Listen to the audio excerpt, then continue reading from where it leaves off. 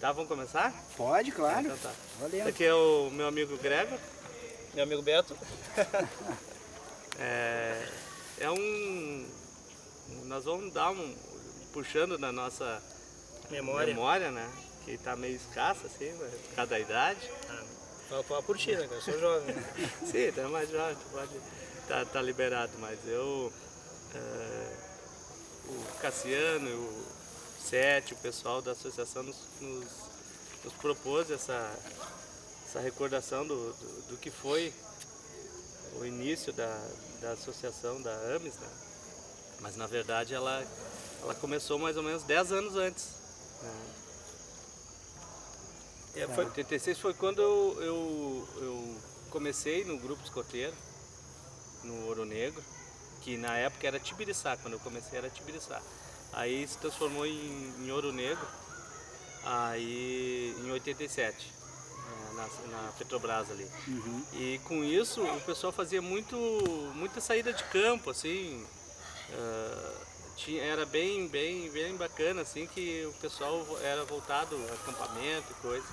Então a gente começou a conhecemos Porto Alegre, não sei se era uma associação, era um projeto de associação, né, que era o Clube Gaúcho Montanhismo. Uhum. Né?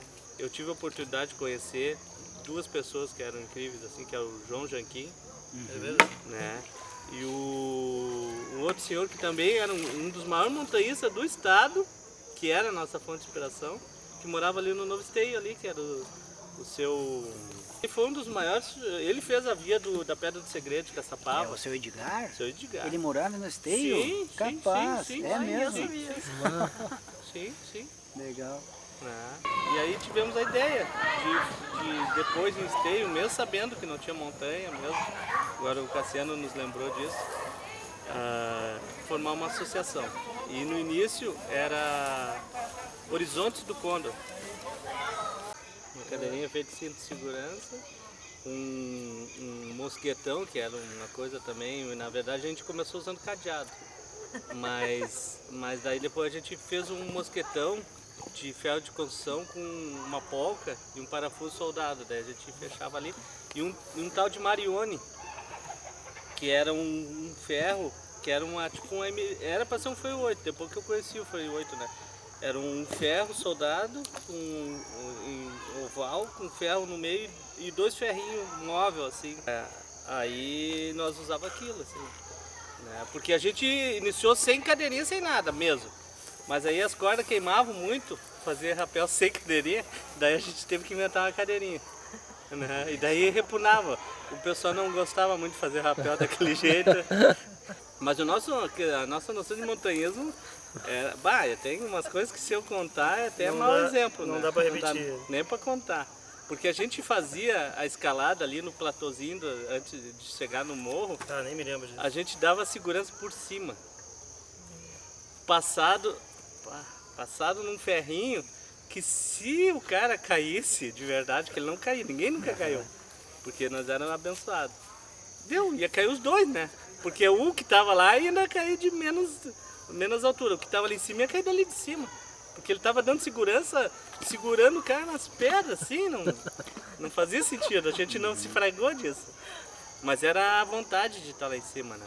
Outra coisa também que eu percebi nessa época aí, que estava bastante ligado, é que a questão que a gente fala, eu não cheguei a fazer alta montanha, mas eu já ouvi comentários que na alta montanha, em qualquer tipo de escalada, a gente tem que ser muito solícito ali, com muito irmão, assim, do parceiro que está contigo, né?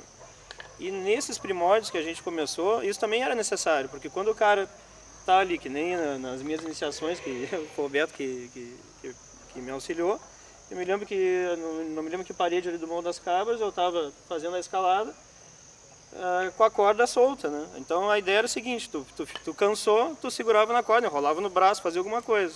Aí eu passei por uma situação dessa de que, não sei se tu lembra, eu usou Beatai, agora que eu faço, cara, cansei. Te enrola na corda, enrolei o braço na corda.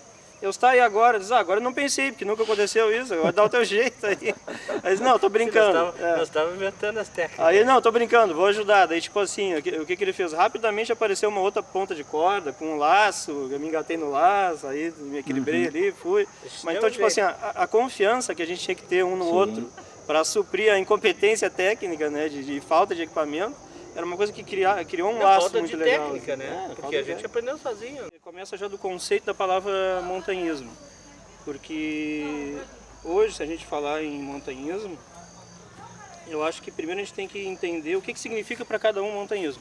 Porque para nós, naquela época, era uma coisa que eu percebo hoje que alguns que ainda mantêm, como tu, o André, o Sete, né?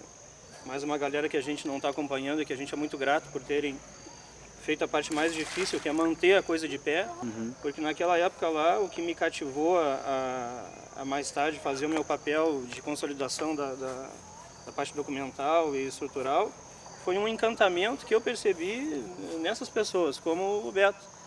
Antigamente, qualquer lugar que a gente ia, seja cânion, morro, montanha, se a gente pudesse botar uma escada e subir, chegar no topo, tomar um chimarrão, aquilo era montanhismo para nós. Né? Então, essa energia, segundo o meu sentimento, né, eu posso falar por mim, foi algo muito poderoso.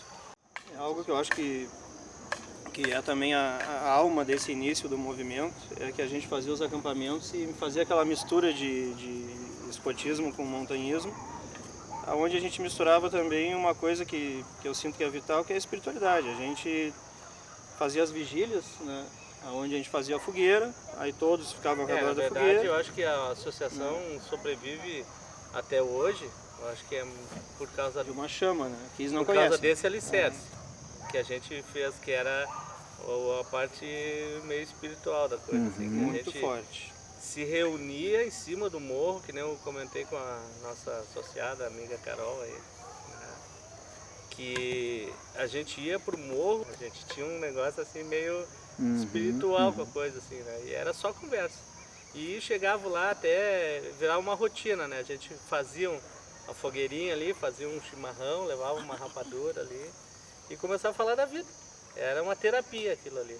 Então, era essa a nossa base, assim, de estar em cima da montanha para estar mais perto de Deus, que era uma coisa assim, mas ninguém não era sobre religião também, entendeu? Não, mas era a nossa ideia de montanhismo. Assim.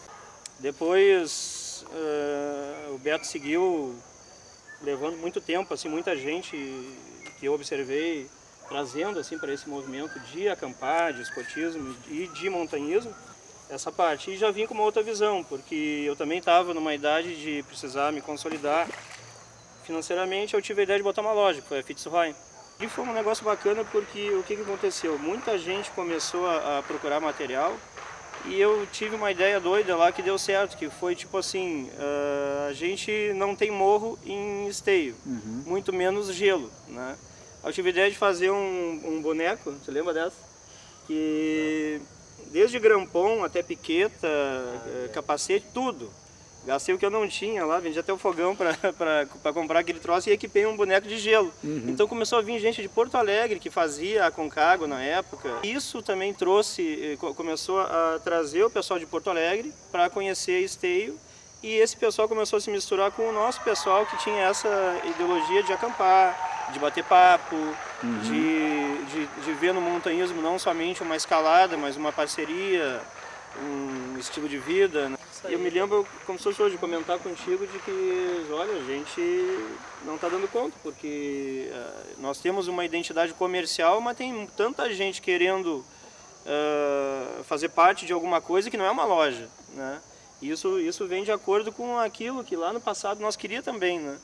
Aí a gente chamou, acho que foi o Alfeu nessa época. Essa primeira reunião era para a gente formalizar a ideia de vamos fazer. Aí a gente decidiu, vamos fazer. Aí a gente avisou o pessoal interessado. E aí que foi outra coisa que foi bacana, que como muita gente ia na Fitzroy para ver material, eu divulgava, nós temos uma associação aí que a gente está começando agora e tal, a gente vai fazer uma assembleia geral e nós chamamos lá, eu acho que deu umas 60 pessoas assim numa primeira reunião, né, pra gente poder ver o que queria. Essa eu já não fui, né? tinha gente querendo saber para que era aquilo, que estava bem perdido, mas foi assim porque que queria fazer montanhismo, queria saber como é que é, se ele se associasse ele ia fazer montanhismo. Aí a gente percebeu o seguinte, tá, mas só um pouquinho. Tem gente de todos os tipos aqui, tem um grupo de pessoas até que não sabe nada, não conhece ninguém e está aqui. Como é que a gente vai dar conta desse pessoal, né? Nós temos que ter um lugar dentro de esteio para poder conversar, poder ensinar técnica, a gente não pode estar toda hora indo no morro, né? Aí que surgiu a necessidade de cara já de nós fazer um muro de escalada próprio, né? Onde a gente teve algumas dificuldades, estava conversando contigo, né? Que aí eu fui na prefeitura e disse, a gente quer colocar um muro ali no ginásio e tal, né? E a prefeitura exigiu que a gente tivesse a planta e que um engenheiro fizesse toda a estruturação de como fazer aquilo ali. Aí eu disse, tá, beleza, então onde é que eu pego a planta? Porque estava dentro da prefeitura, né? Isso é o setor tal. Aí a gente foi atrás desse setor e esse setor não tinha planta do ginásio. Então tornou inviável fazer o muro de escalada. Aí a gente veio, fez uma reunião com o pessoal, de repente a gente faz em outro lugar e não no ginásio, né? O Beto tinha sugerido na época um muro no centro ali, o que é na Panvel, né? Sim. Nós íamos fazer na parede da Panvel ali. Eu achei meio doido, né? Porque ia ficar na rua, né? Mas era uma ideia, a gente cogitou, né? Respeitou. Daí, como ele deu a ideia dele, eu dei a minha. Vamos fazer naquele... Sim, mas daí no prédio mais alto que tem de steak, tem uma sorveteria lá, o prédio mais alto que tinha. Primavera ali. Aí fui lá, falei com os proprietários e tal, tu tá louco? Furar nossa parede? Eu disse, não, mas a gente faz bem direitinho. Não tem que furar nossa parede.